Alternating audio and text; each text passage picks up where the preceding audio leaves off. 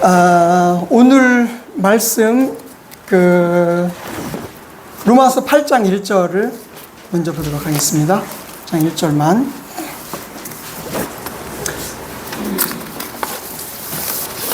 요 프린트 인쇄물은 다 가지고 계시죠? 오늘 요걸로 설명을 드리도록 하겠습니다. 그럼 제가 읽겠습니다.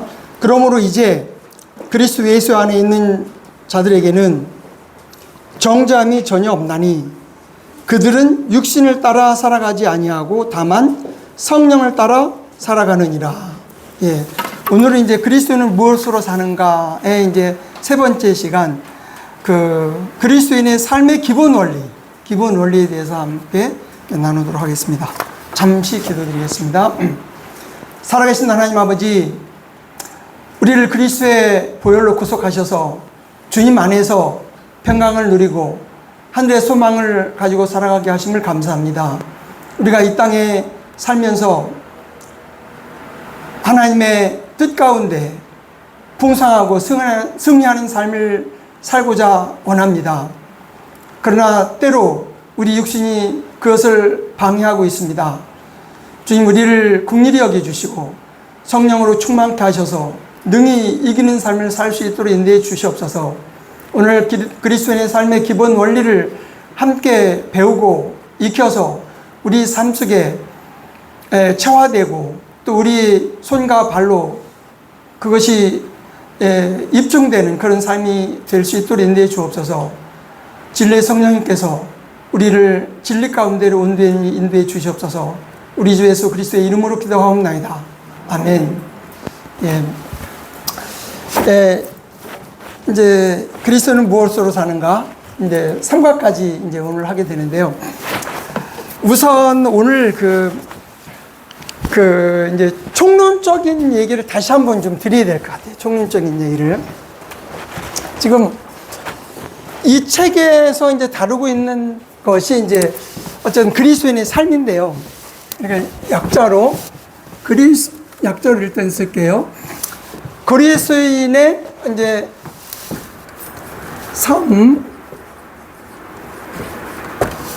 삶의 본질은 뭐냐? 본질은 도대체 뭐냐? 본질이 뭐고 그것을 어쨌든 그 본질을 어떻게 실천할 것이냐? 본질과 실행.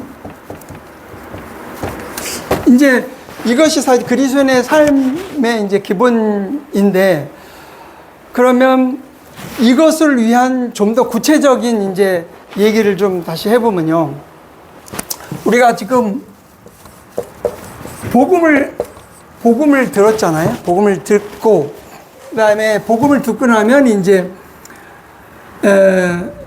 주로 옛날 우리 이제 죄사함이라는 용어를 많이 썼잖아요. 그죠? 옛날 교회에서는. 그런데 우리 우리 이제 킹제임스 성경에서는 죄들의 사면이라는 용어를 쓴단 말이에요. 죄들의 사면. 죄들의 사면이라는 말도 쓰고, 그 다음에 구원이라는 용어에 또 하나님의 의라는 용어가 있고요. 그 다음에 요한복음에서는 이제 다시 태어난다. 두 번째 태어난다. 거듭난다. 그래서 이제 거듭남이라는 용어가 있고, 그 다음에 이제 영생이라는 용어가 있습니다. 그래서 다 이게 구원에 관계되는 그 용어를 이제 어떻게 어떤 상황에서 쓰느냐가 이제 다른 거예요. 그러나 똑같은 얘기를 하는 거고, 그 다음에 여기에 이제 핵심은 주 예수 그리스도. 주 예수 그리스도. 그 다음에 주 예수 그리스도의 이제 여기서 우리가 이 책에서 강조하는 게 이제 생명. 그 다음에 생명에 따라서 활동하는 게 삶이란 말이죠. 이제 이런 구조로 가요. 그런데 마지막에 하나님께서 이걸 평가하신다. 평가. 그래서 이제 이것이 이제 우리의 삶의 어쨌든 뭘까? 파노라마라고 그럴까? 어쨌든 그렇게 볼 수가 있는데요. 그러면 복음이라는 게 뭐죠? 복음이라는 게 뭐예요? 고린도전서 15장 3절 4절 기죠. 사도 바울이 내가 전한 것을 너희가 믿었으면 구원을 받는다. 그러면서 전한 것이 뭐냐? 성경대로 그리스도께서 우리를 위해서 죽으시고 장사 지내시고 성경대로 사흘 만에 부활하셨다. 그리고 게바에게 보이시고 베드로에게 보이시고 12제자에게 보이시고 그 다음에 500의 형제들에게 보이시고 마지막에 만삭되어 나지 못한 자 같은 내게도 보이셨다 하고 이제 사도 바울이 그 복음을 얘기하잖아요. 그래서 이 복음은 예수 그리스도의 죽음, 장사, 부활이란 말이죠. 부활이 이제 복음이에요.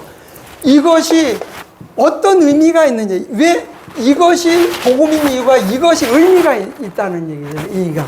그러니까 지난번 올림픽에 그 마라톤을 했던 사람이 이제 페르시아하고 그리스하고 전쟁을 해가지고 승리를 하니까 승리의 그 소식을 전하기 위해서 뛰어온 병사가 49.195 그 키로를 달려와서 그 다음에 이제 죽었다고 하는데 너무 기뻐서 그 소식을 전하기 위해서 달려왔단 말이죠. 그래서 그 승리의 소식이란 말이에요. 예수님의 죽으시고 장사 지내시고 부활하신 것이 우리에게 승리의 소식을 전해준 거다. 그래서 기쁜 소식인 거예요. 복음, 기쁜 소식. 그러면 이 기쁜 소식이 이제 우리에게 어떤 의미가 있느냐 하는 거죠. 그죠? 그래서 예수님이 죽으심으로 우리의 모든 죄값이 십자가에서 처리됐고, 그 다음에 부활하심으로 예수님의 부활에 우리가 참여해서 새 생명을 얻었다 하는 것이 이제 이 복음이기 때문에, 그러면 어떻게 우리가 죄사함을 받고 죄사면을 얻고 의를 얻고 거듭나고 생명을 얻느냐 하는 것을 이제 교회들에서 많이 들었단 말이에요. 그죠? 근데 이제 전에 제가 첫날, 벌써 2년이 넘었죠. 이제 3년째죠. 첫날 왔을 때 우리 하점회님이 하는 얘기가, 대침에서는 죄사함이 예수님을 가렸다 하는 얘기를 이제 처음에 해줬어요. 그랬는데, 그래서 그 죄사함까지는 중요한 거란 말이죠. 그죠? 왜냐하면 예수님께서 죽으시고 장사에 부활하심으로 모든 인류에 대한 죄값이 지불을 했기 때문에, 그 다음에 감옥에 있는 사람에게 죄들의 사면을 선포하란 말이에요. 그러면 사면을 받고 나오기만 하면 되는 거예요. 그런데 그 사면을 거부하는 것이 그리스도를 거부하는 거죠. 그런데 이제 그러면 이 원리를 깨닫는 것에서 넘어서서 성경에서 말하는 건 뭐냐면 주 예수 그리스도를 믿으라는 거죠. 그죠? 핵심은 여기에 있는 게 아니고 여기 있단 말이에요. 그러니까 사도행전 16장 31절에 이제 빌보 간수에게 바울이 이제 주 예수 그리스도를 믿으라. 그 다음에 요한복음 1장 12절에서 영접하는 자, 곧 그 이름을 믿는 자에게는 하나님의 자녀가 되는 권세를 주셨다. 그러니까 영접한다, 리시브, 받아들인다. 그러니까 누구를? 예수 그리스도를. 그 다음에 이제 요한일서 5장 11절로 13절까지. 그죠? 또 증거는 이것이니 하나님 우리에게 영생을 주신 것과 이 생명이 그의 아들 안에 있는 이것이니라. 그래서 아들이 있는 자에게는 생명이 있고 하나님의 아들이 없는 자에게는 생명이 없느니라. 내가 하나님의 아들의 이름을 믿는 너에게 이것을 쓴 것은 너희로 하여금 너희에게 영생이 있으면 알게 하려 함이라. 그래서 바로 예수 그리스도가 있으면 영생이 있고 예수 그리스도가 없으면 생명이 없다 하는 거예요. 그래서 이제 예수 그리스도까지 이제 오는 거죠. 그래서 이 성경에 서론에서 지금 이 노만 해리스 이븐 목사님이 하는 얘기가 예수 그리스도의 내재를 알고 있는 사람, 다시 말해서 모르고 있는 사람이 90%다. 90%는 예수 그리스도의 내재를 모르고 있다 하고 얘기를 하고 있죠. 그러니까 예수님이 구원자라는 것을 알고 있는데 그분이 내가 그리스도를 받아들였으면 그분이 나의 생명이다, 내 안에 내주하신다는 것을 모르고 신앙생활하는 사람이 90%라는 거예요. 여기서 그러니까 요한도 지금 이제 그것을 그 당시에 알고 있었기 때문에 요한일서 5장 13절에 내가 하나님의 아들의 이름을 믿는 너에게 이것을 쓴 것은 너희라 하여금 너에게 영생이 있음을 알게 하려면, 그러니까 예수님을 믿었으면 영생이 있는데 영생이 있는 것도 모르고 그냥 신앙생활 했던 사람이 많다는 거죠. 그래서 이제 이분이 강조하는 것은 바로 이제 생명이라는 거예요. 생명이다 이거죠. 그래서 예수님이 뭐라고 말씀하셨어요?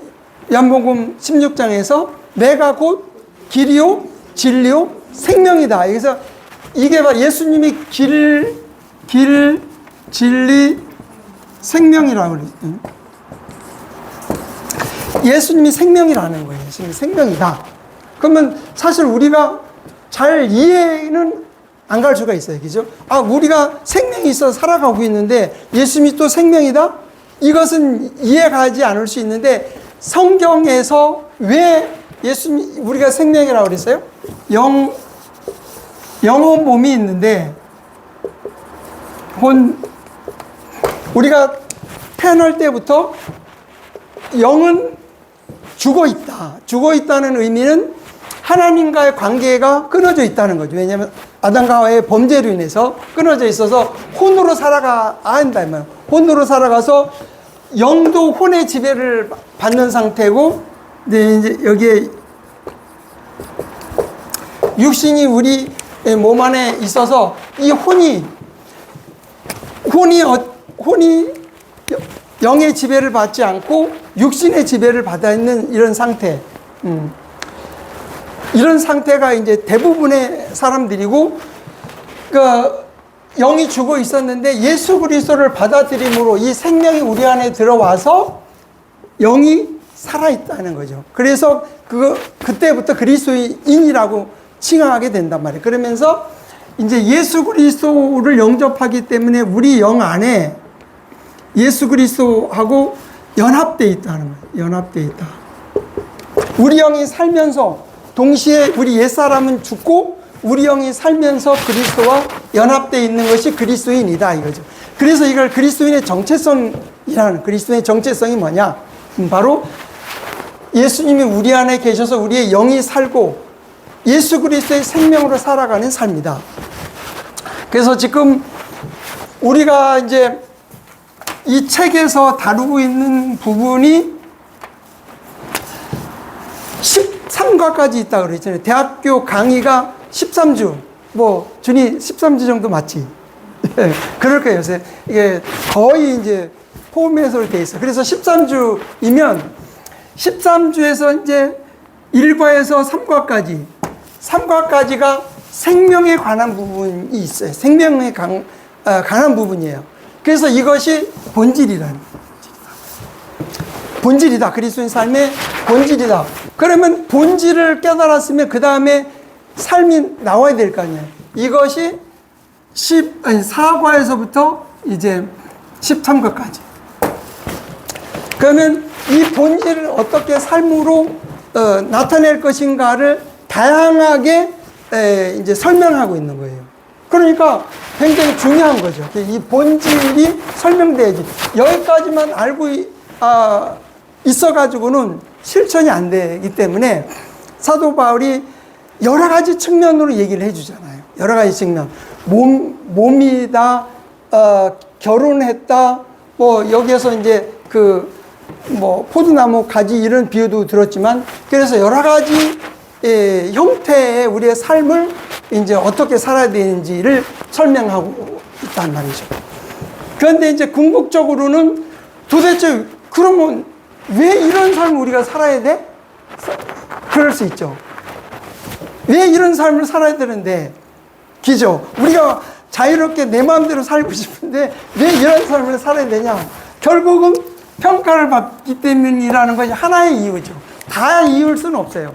평가를 받기 때문이다. 교사 하시는 분들은 수행평가 하시니까 너무나 잘 알잖아요.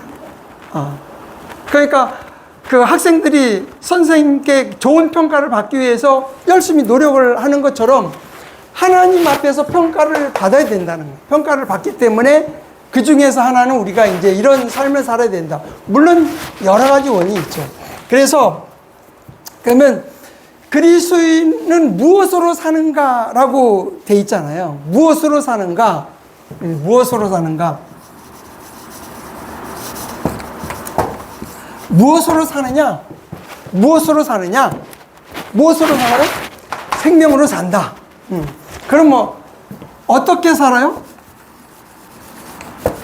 어떻게 살아요? 이 생명을 실천해야 되는 거지. 실천하는 방법이 이 안에 이제 사과에서부터, 그러니까 수련회가 이제 사과부터 하게 되면 삶을 어떻게 실천하는 것인가가 이제 남아 있는 거예요. 그러면 왜 이렇게 살아야 되는데, 왜 이렇게 살아야 되는데, 아까 평가를 얘기했지만 요 안에는 다 들어있어요. 이 교제 안에. 그 다음에 왜 이렇게 살아야 되냐? 첫 번째는 하나님께 영광을 돌리기 위해서. 포도나무와 가지가 있는데, 그 아버지가 농부라고 했잖아요. 농부가 원하는 건 뭐겠어요? 나무만 심어 놓으면 끝이 아니잖아요. 열매를 따는 거지. 그래서 하나님이 영광. 그 다음에 그리스도를 드러내는 거. 그 다음에 우리 자신으로 따지자면 우리의 풍성한 삶, 또 승리하는 삶을 위해서 중요한 것은 우리가 평가를 받는다. 그리스도의 날에 평가를 받는다 하는 거예요. 그래서 이제 그런데 여기서 그리스도는 무엇으로 사는가 하는 그 제목을 요거 하나만 이제 사실 제목으로 따왔잖아요. 그죠? 제목으로 따왔는데, 원래 이 책을 의미를 다 포함하려면 그리스도인 삶의 본질과 실행으로 이제 할 수가 있어요. 그래서 이 저자가 그냥 책을 만든 게 아니에요. 책을 하나 만들기 위해서는 정말 고민을 많이 합니다.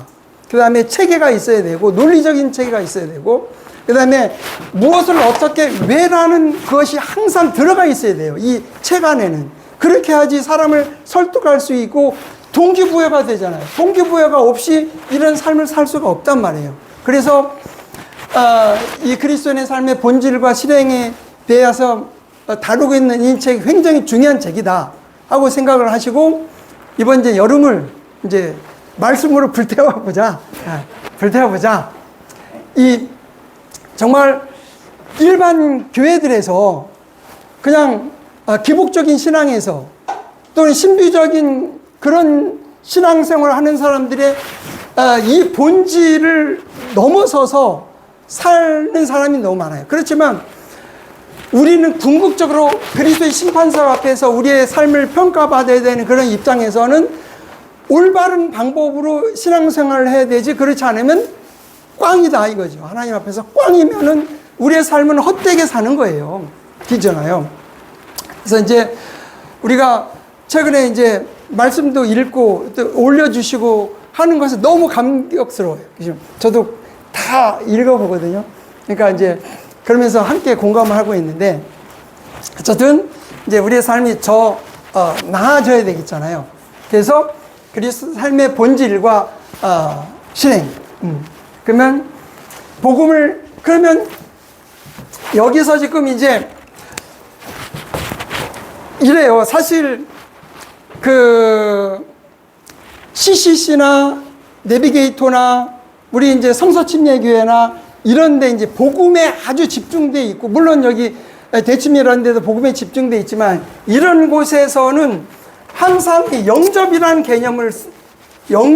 개념을 많이 사용한단 말이에요. 영접. 예수 그리스도를 영접한다. 개인적으로, 인격적으로, individual and personal. 개인적으로, 인격적으로 그리스도를 받아들이는 것을 이제 영접이라고 하는데, 지금 이제 태침 쪽에서는 영접이라는 말을 잘 안 쓰고 이제 죄사함이라는 용어를 쓰게 되는데, 그러면 여기에서 어떻게 넘어가게 되느냐? 넘어가야 되겠잖아요. 그죠? 여기에서 그러면 죄사함이라는 것은 누가 해주느냐면 예수 그리스도가 해주기 때문에, 그 전에는 내가 죄사함에 머물렀다면 이것을 행하시는 분이 예수 그리스도이시구나. 그러면 이 근거가 뭐예요? 사도행전 16장 31절에 주 예수 그리스도를 믿으라 하고 얘기했기 때문에, 그러면 복음이 바로 주 예수 그리스도구나 하는 것을 성경을 통해서 들었다면, 그것을 내가 확신하는 순간 나는 구원으로 받아들이면 되는 거예요. 내가 구원으로 받아들이고 그리스도를 믿고 영접한 것으로 받아들이면 되는 거죠.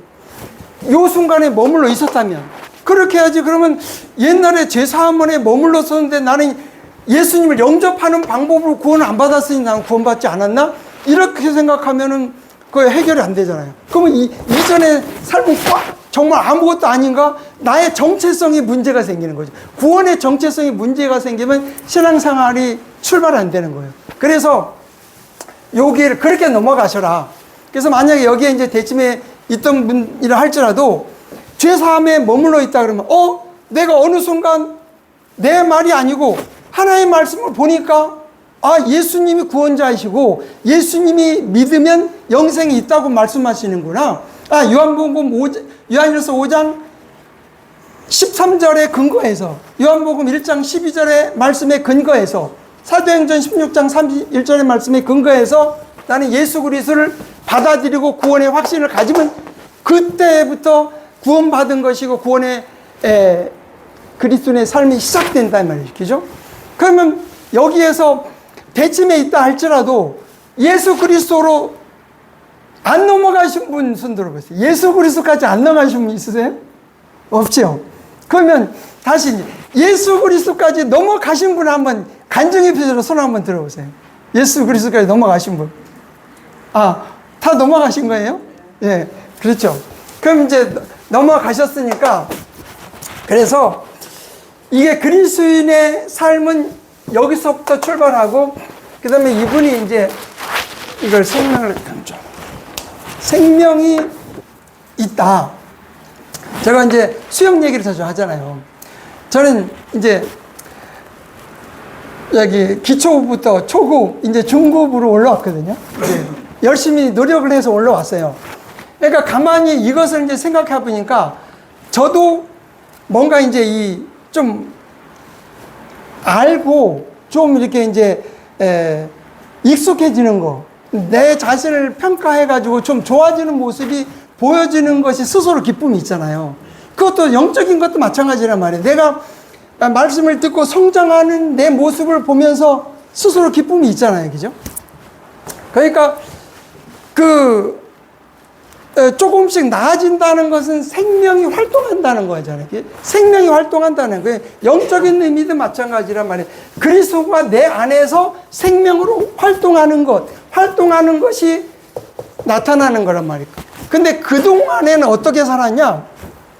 그리스도는 의식이 없고 내가 사는 경우가 많다는 거예요. 교회에서 요구하니까 열심히 봉사하고, 그리가 요구하니까 집회에 참여하고, 그리스도가 요구하니, 그러니까 서점이나 등등해서 섬기고, 이게 이제 조직에서 요구하니까 그 조직의 일원으로서 참여했단 말이죠.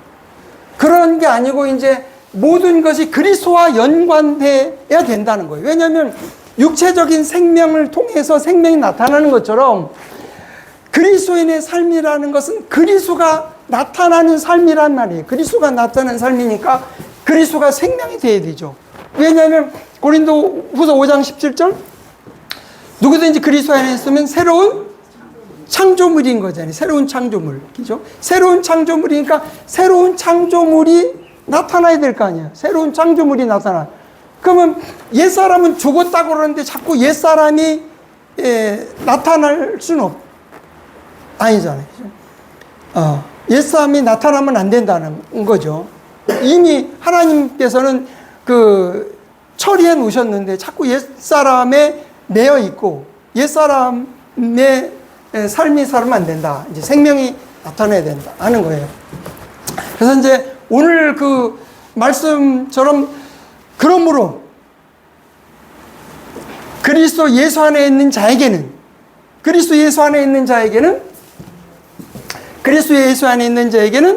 결코 정죄함이 없다 하는 거예요. 정죄함이 없다는 것이 이제 끝이에요. 정죄함이 없다는 말이 무슨 얘기죠?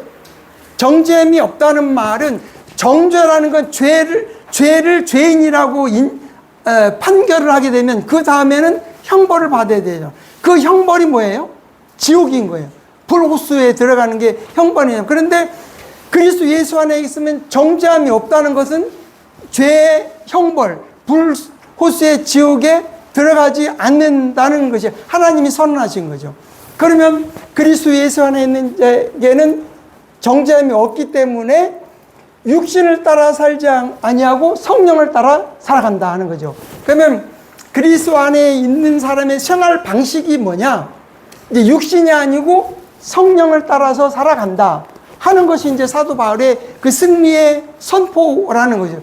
그런데 문제는 육신을 따라 살아가지 아니하고라고 돼 있는데 육신이 우리를 통제하려고 하잖아요.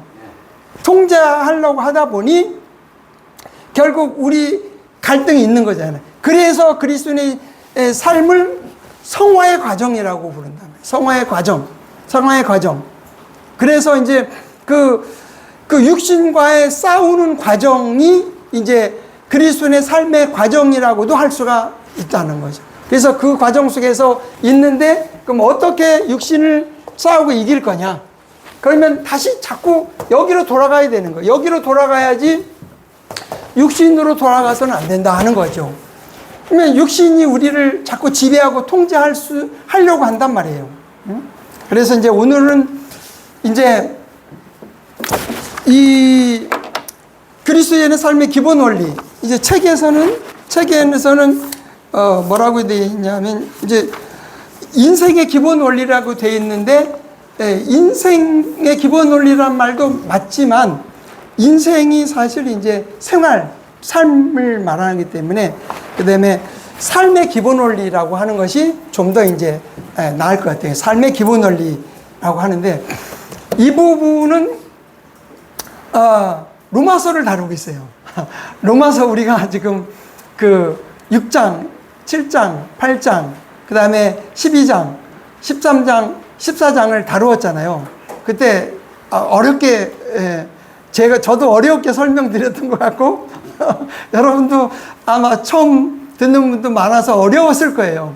그런데 이제 이 목사님이 또 다시 고난의 길로 또 우리를 인도하시네. 고난의 길로 하시는데 그래도 이 부분이 필요하기 때문에 그러니까 실행에 있어서 처음 출발이 이제 이 로마서라는 거예요. 그러니까 로마서를 가지 않고서는 그리스도인의 삶을 살 수가 없기 때문에 로마서를 가는 거예요. 그죠?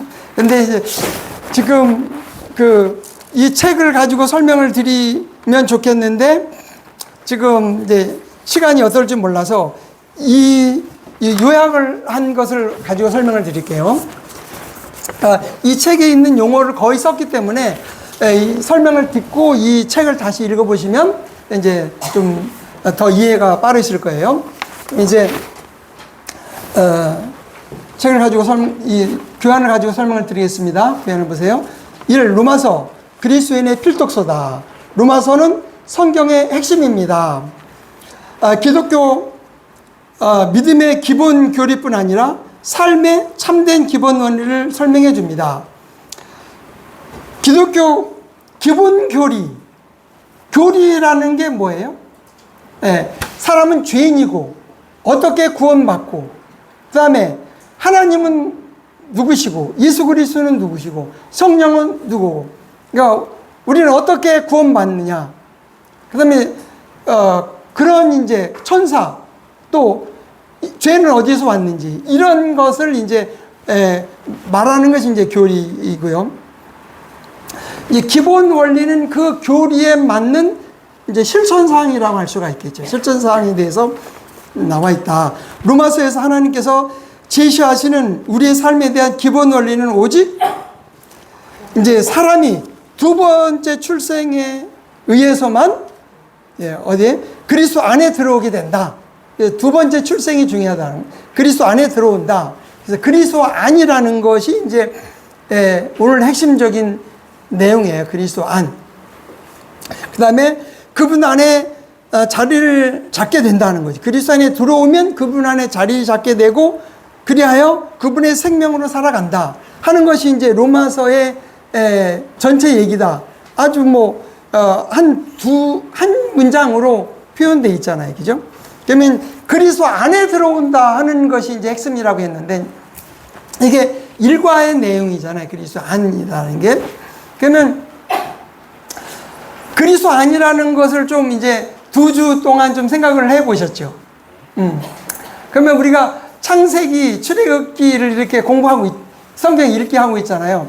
저도 이제 그리스도 안이라는 게 물론 포도나무와 가지가 붙어 있기 때문에, 이 가지는 나무로부터 영양을 공급받아서 열매를 맺는다. 이게 아주 심플한 개념이긴 한데, 이제 현실 속에서 그리스도 안이라는 것을 이제 성경에서 어떻게 설명하고 있는지 하는 것을 볼 수가 있어서요.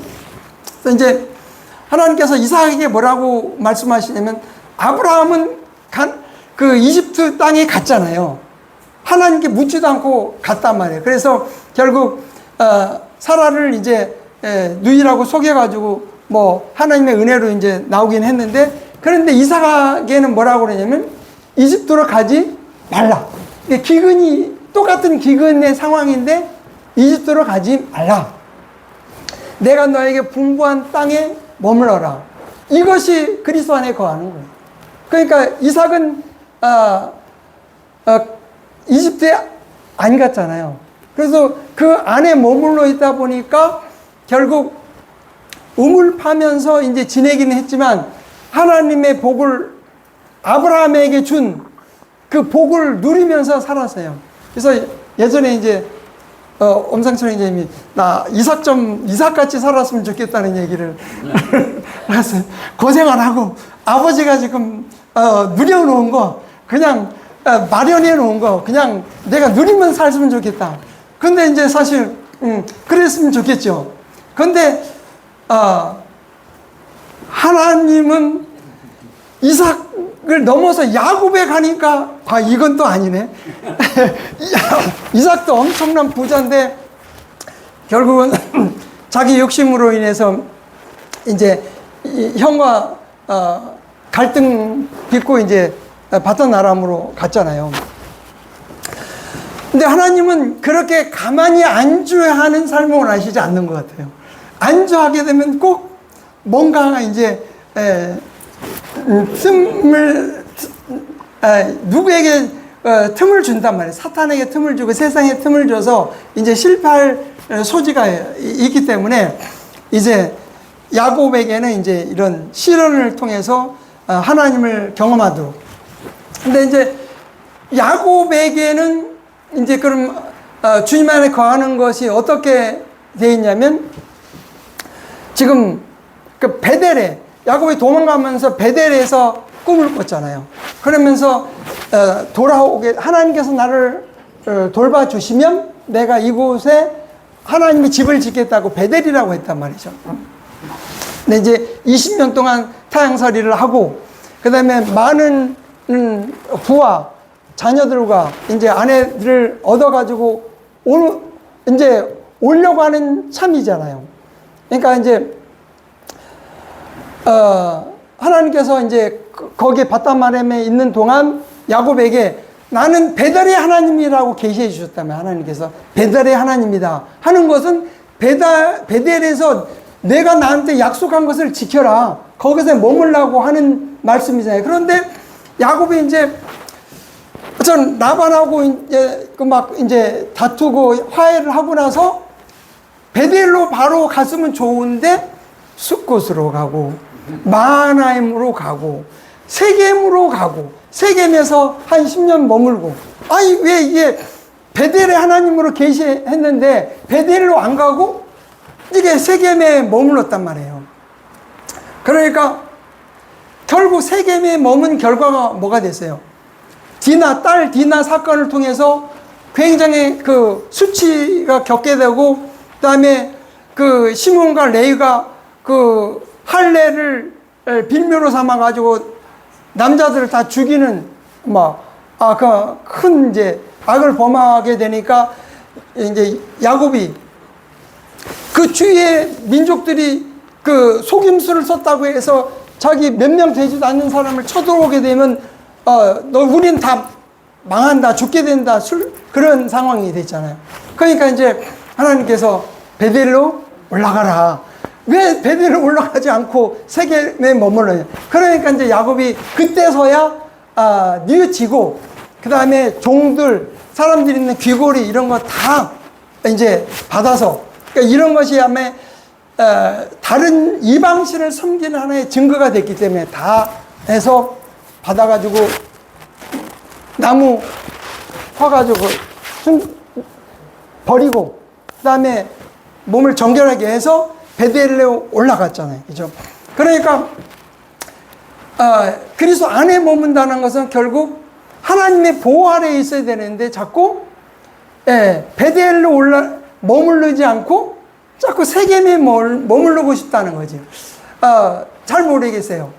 세겜이 아마 이제 사람들이 더 많고 그쪽에 이제 그 목초지가 더 있었던 것 같기도 해요.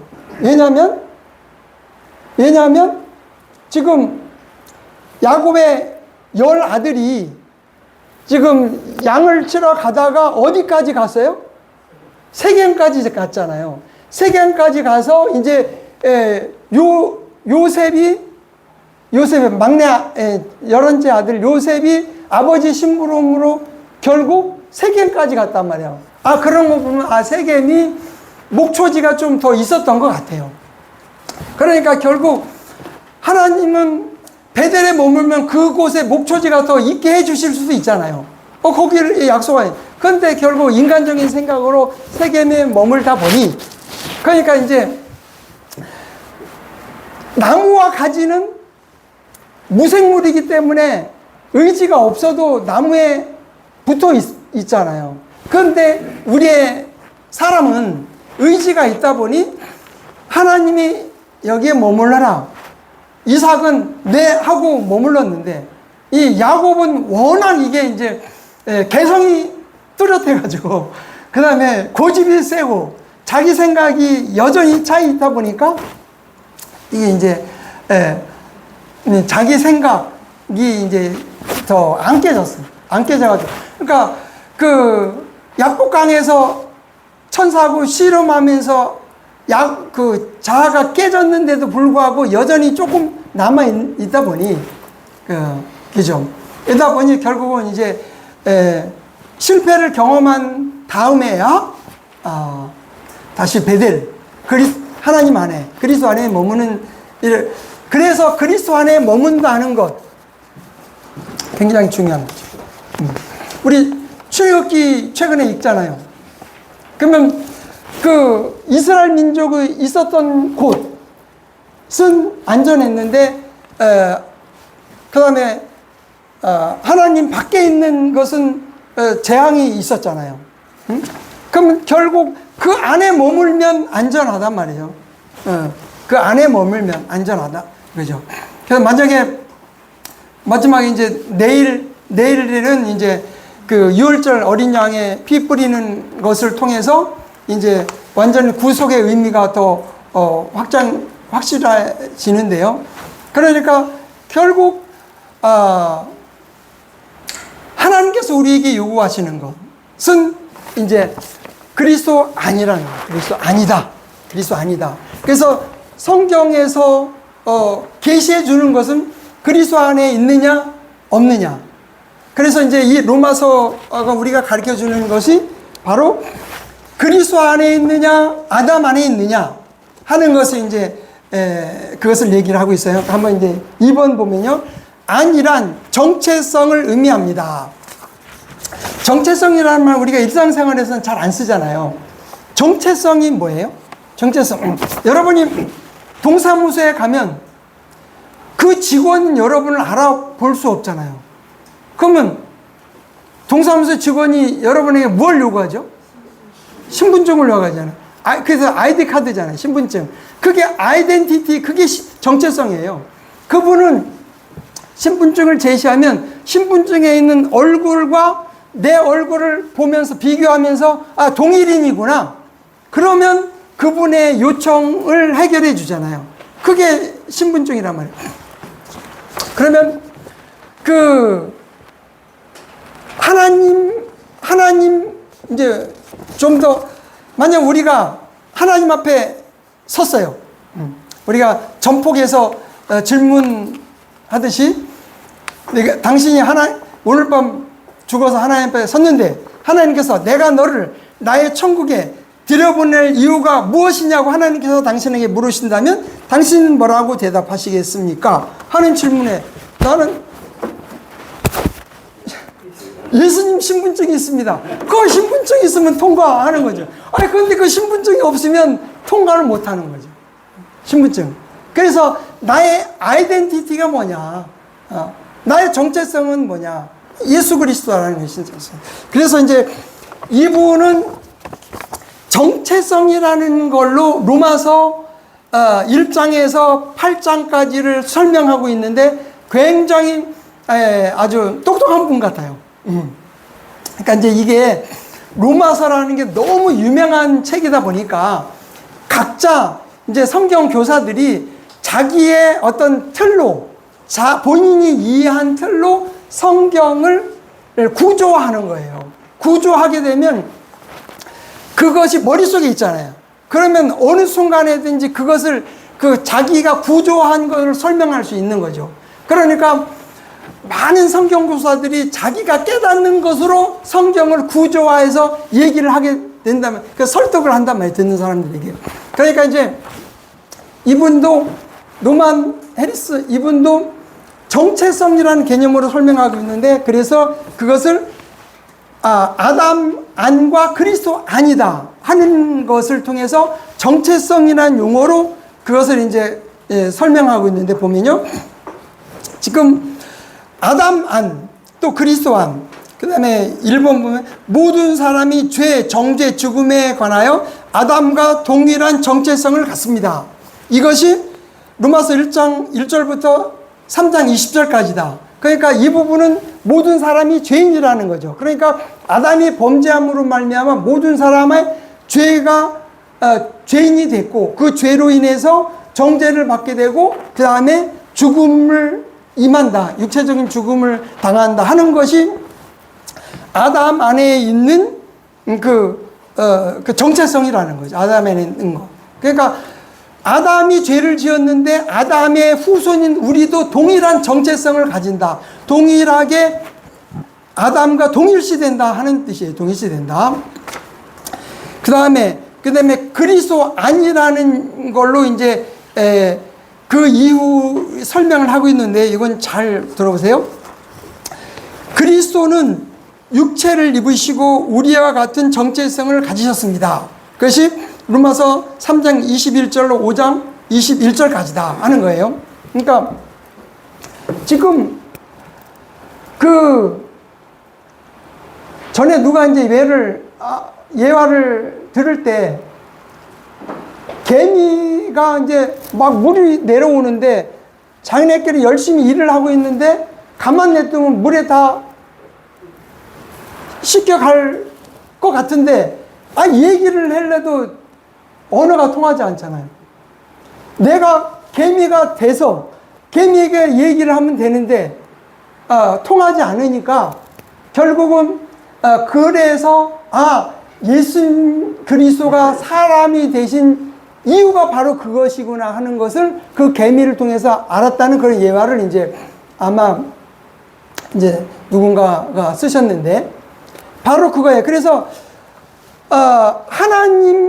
하나님은 영이시기 때문에 사람에게 구원의 길을 제시하기 위해서는 사람과 동일시 되어야 된다는, 그것이 사람의 아이덴티티를 입으셨다는 거예요. 사람과 동일시됐고 사람의 정체성을 가지셨다. 그래서 이제 성육신. 그래서 이것이 이제 로마서 3장 21절부터 5장 21절까지라. 그러니까 다시 말하면 어쨌든 예수님이 오셔서 죄에 대해서 십자가에서 처리하셨다. 그리고 우리에게 의의 기준, 하나님의 의를 제시하셨다 하는 것이고요. 그 다음에 이제 우리는 그리스도의 죽음과 부활을 통하여 그분과 동일한 정체성을 가집니다 하는 것이 6장이다. 그러니까 이제 조금 이제 어려워지죠. 이것이 지난번 우리가 로마서 6, 7, 8장을 공부하면서 이제 배웠던 거라는 거죠. 예수님이 십자가에서 죽으시고 장사 지내시고 부활하셨는데 우리가 예수 그리스도를 믿는 순간 하나님께서는 우리를 십자가에 죽은 것으로 여겨주시고 예수님과 함께 장사 지낸 것으로 여겨주시고 예수님의 생명으로 살아나는 것으로 여겨주신다는 거예요. 그러니까 우리가 예수님을 영접할 때 성령께서 우리 안에 들어오실 때 우리의 옛사람은 처리하셨다. 예수님은 처리하셨고 그 다음에 우리가 예수님이 부활하실 때 예수님의 생명으로 우리도 살아났다 하는 것이 새 생명 가운데 살아났다니. 그러니까 생명의 새로움, 다시 말하면 새 생명 가운데 살아났다는 거죠. 그래서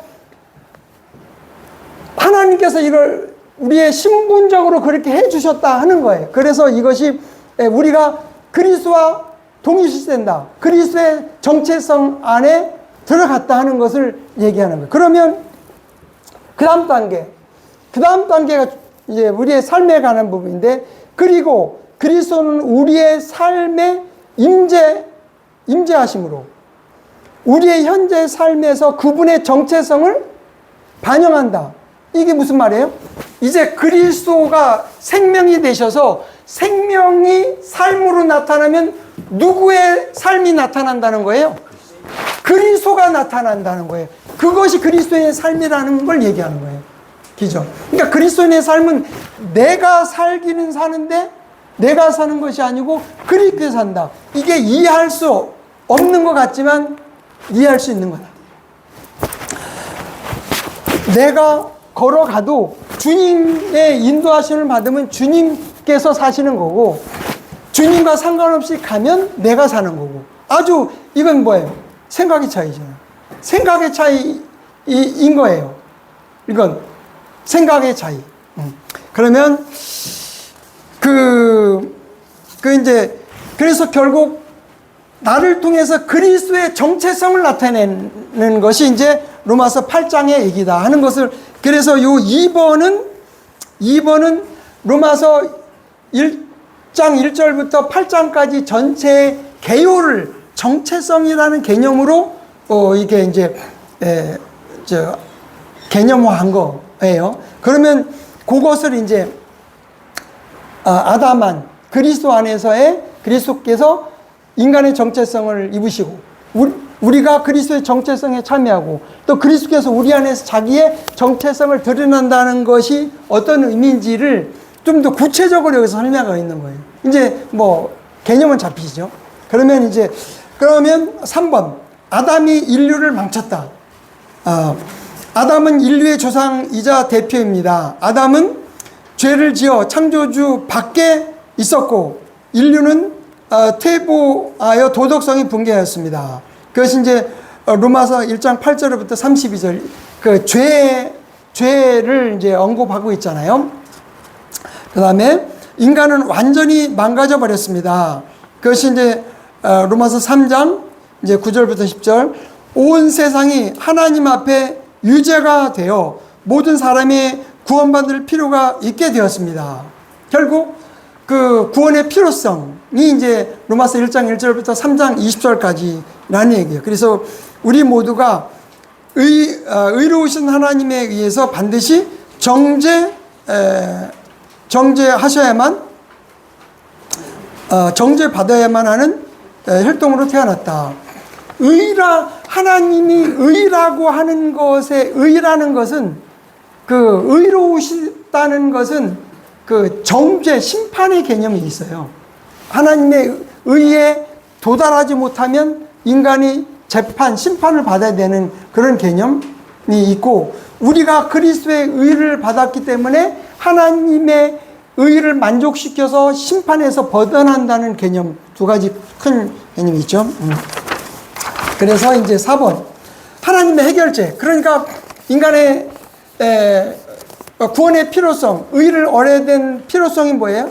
인간이 죄로 인해서 그 형벌을 받게 된 그런 존재다. 이제 4번. 그래서 하나님의 해결책은 인간은 자기 스스로 해결책을 마련할 수 없다.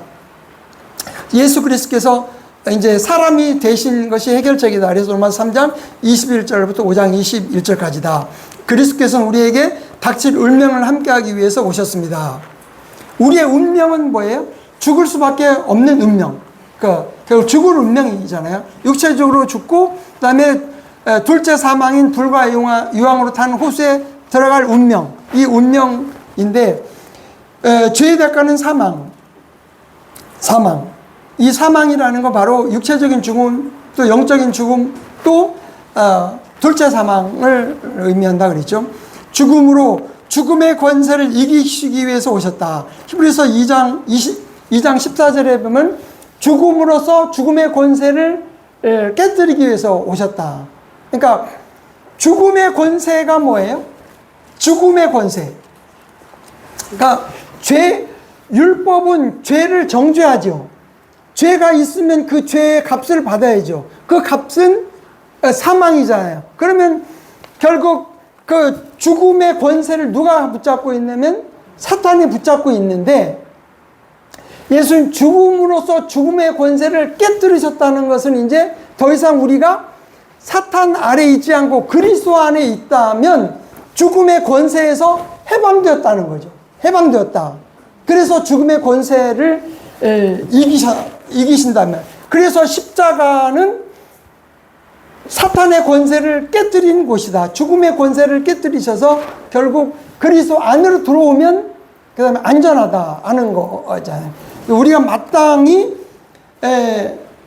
받아야 할 마땅한 형벌을 대신 받으셨습니다. 그래서 이사야서 53장 6절에 하나님의 공의는 그리스도 안에 내려졌고 하나님의 사랑은 우리에게 임했습니다.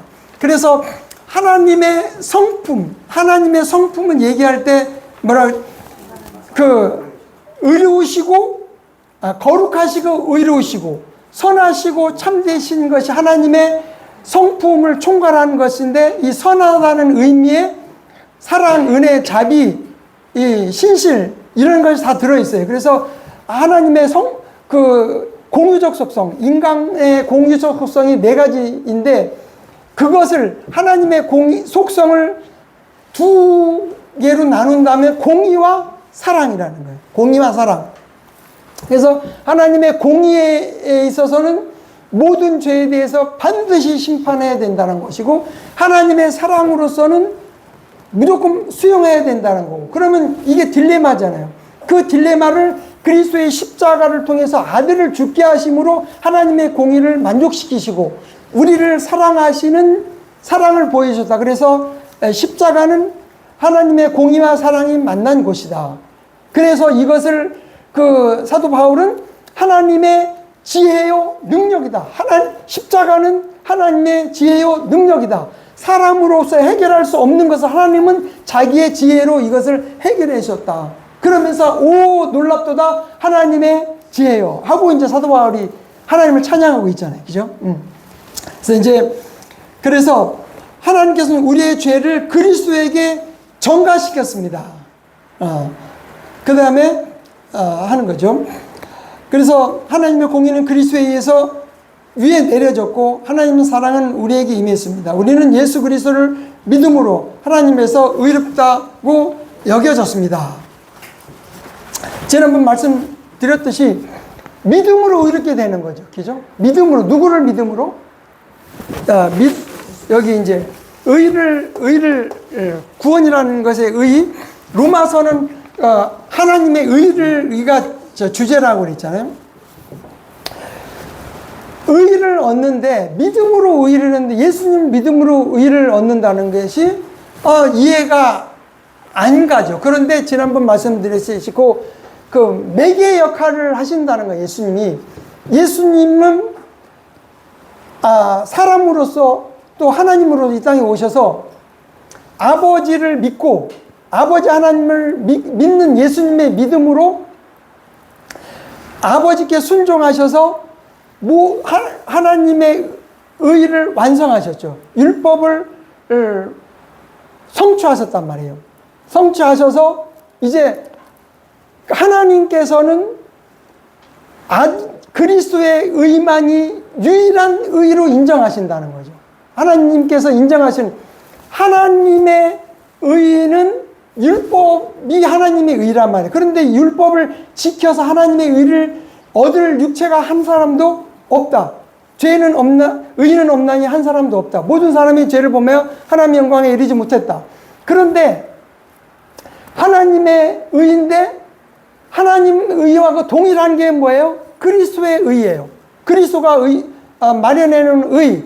그런데 그 의는 하나님께서는 이 율법이 아니고 믿음의 법칙으로 얻게 했단 말이에요. 그리스도 의를. 그래서 우리가 예수 그리스도를 믿으면 예수 그리스도의 의가 우리에게 전가되고 우리의 죄가 그리스도에게로 전가되는 교리가 여기서 나와요. 그래서 그 전가에 의해서 예수 그리스도를 믿을 때 예수 그리스도의 의가 우리에게 전가되므로 우리는 하나님께서 우리를 의롭다고 보신다는 거죠. 그래서 하나님께서 우리를 보실 때는 예수 그리스도 안에 있는 우리를 보시기 때문에 깨끗한 우리를 보시는 것이지 우리가 완전히 의로워져서가 아니고 우리는 여전히 아직 그 영화로운 몸이 있기 전까지는 우리의 죄가 있어요. 육신이 있어요.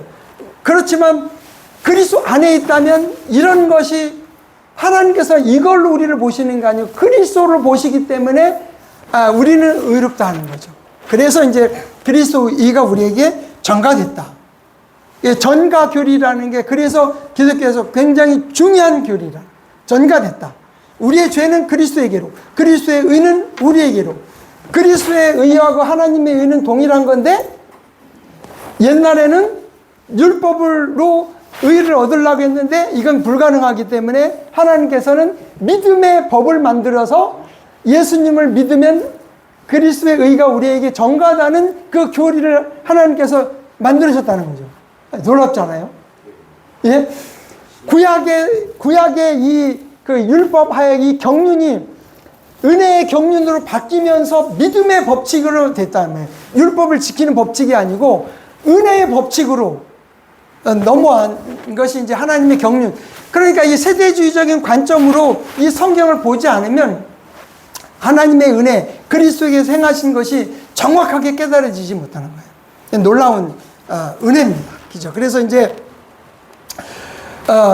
5번 한 사람에 의해서 아담이냐 그리스도냐.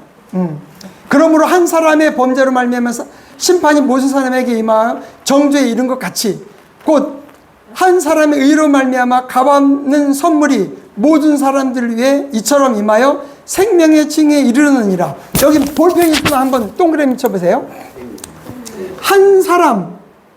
한 사람의 범죄로 말미암아 심판이 모든 사람에 임하여 정죄. 그러니까 한 사람 심판 정죄. 그러면 그거하고 반대되는 게 뭐냐면 한 사람의 의죠. 한 사람의 범죄인데 이건 한 사람의 의로 말미암아 값없는 선물이 모든 사람 위에 임하여 그 생명의 칭의 정죄가 아니고 생명의 칭의, 그 다음에 값없는 선물, 그러니까 그 심판이 아니고 값없는 선물이, 그 다음에 심판, 정죄가 아니고 생명의 칭의에 이르렀다. 그러니까 결국 아담으로 인해서는 아담이 죄를 지어서 심판을 받고 정죄에 이르렀는데, 이제 의로운 한 사람, 예수님을 통해서는 값없는 선물이 이제 생명의 칭의에 이르렀다. 생명의 칭의라는 거예요. 생명의 칭의. 생명의 칭의. 생명의 칭의라는 건 성령께서 우리 안에 들어오셔서 생명이 되셨다.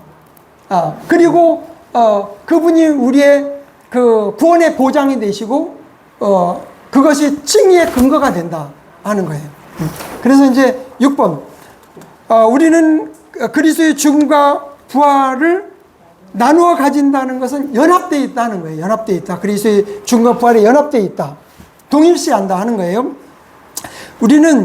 우리가 예수 그리스도를 믿는 순간 그리스도의 죽으심, 장사 지내심, 부활하심 안에 그분과 동일한 정체성을 가지게 된다. 하나님께서 그렇게 봐주신다. 우리의 옛사람은 죽었다. 그래, 우리 옛사람은 하나님께서, 옛사람은 신분을 말한다고 그랬어요? 상태를 말한다고 그랬어요? 옛사람은 신분을 얘기하는 거예요. 신분을 얘기하는 거예요. 그러니까 하나님께서 옛사람을 처리해 주셨기 때문에 신분적으로 옛사람은 죽은 거예요. 그러면 신분적으로 옛사람이 죽었다면 우리는 뭐예요? 새 사람. 그래서 고린도후서 3장 17절에 새로운 창조물이라는 거예요. 새로운 창조물. 더 이상 옛사람이 아니고 새로운 창조물. 옛사람은 신분에 관한 거다. 여전히 옛사람이 살아있다 그러면 신분이 지금 옛사람이라고 하는 건 구원받지 못했다는 것을 얘기하는 거예요. 그러니까 약간 정확하게 이해를 못해서 그럴 수도 있지만 옛사람이 살아있다고 하면 안 된다. 옛사람은 처리됐다. 죽었다. 신분적으로 하나님께서는 옛사람이 제거된 걸로 봐주신다. 그러면 옛사람은 신분이지만 상태는 뭐예요? 상태적인 건 뭐예요? 상태인데 그래서 그것을 육신이라고 한다. 육신. 옛사람은 신분이고 상태는 육신이다. 그래서 우리 사도 바울이 내가 날마다 죽노라 하는 건 뭐가 죽어요?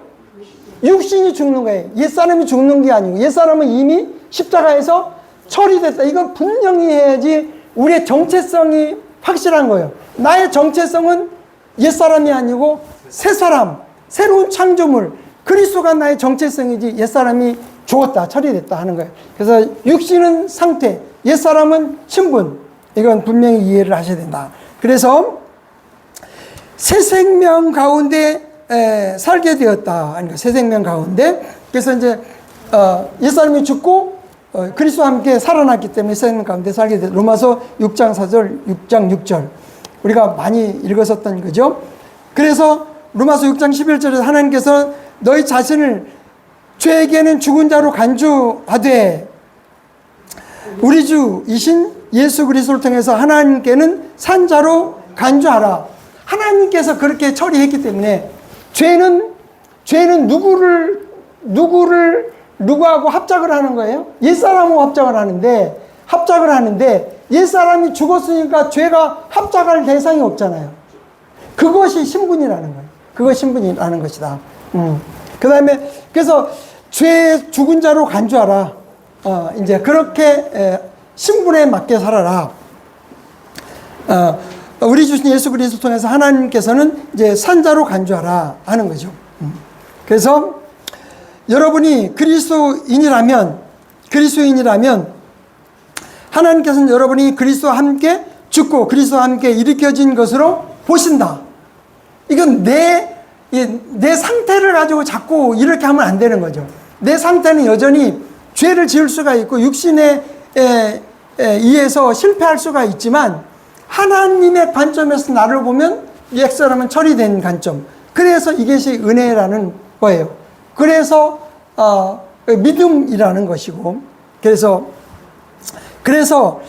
로마서 6장 13절에서 이제 너희의 지체들을 하나님께 의의 도구로 내어드리라.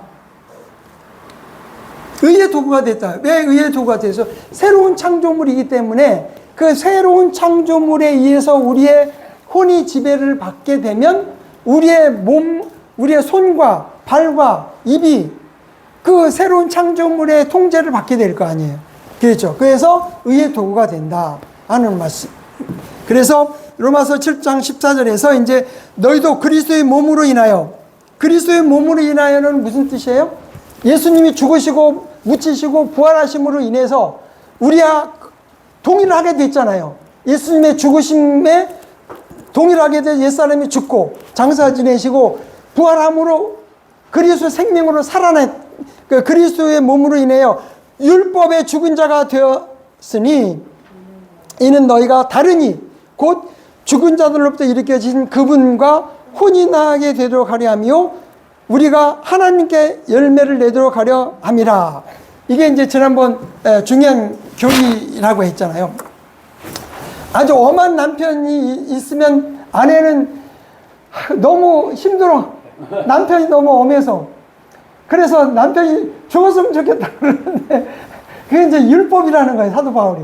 그런데 율법이 안 죽는다는 거예요. 율법이 안 죽으니까 할 수 없이 내가 죽어야 되겠구나. 그래서 이제 법적으로 육신을 죽게 했다는 거예요. 육신을 죽게 하고, 이제 성령이 우리 안에 들어오시면서 우리의 영을 살리셔서 예수 그리스도와 함께 연합되어 그러니까 혼인했다는 예수님과 해서 이제 예수님과 혼인했다는 거예요. 그러니까 예수님도 영이시잖아요. 우리 영도 영이잖아요. 영끼리는 혼인할 수가 있는 거예요. 영과 혼이 혼인하는 거 아니에요. 영과 혼이 혼인할 수가 없어요. 영은 영끼리. 예, 영은 영이고 육은 육인 거예요. 그래서 예수 그리스도 우리와 이제 우리 안에서 하나님께서는 그렇게 봐주신다는 거예요. 그건 혼인했으면 육체적으로도 우리가 사랑하는 연인들과 혼인했어. 그러면 열매가 있는 거잖아요. 열매가 있어요.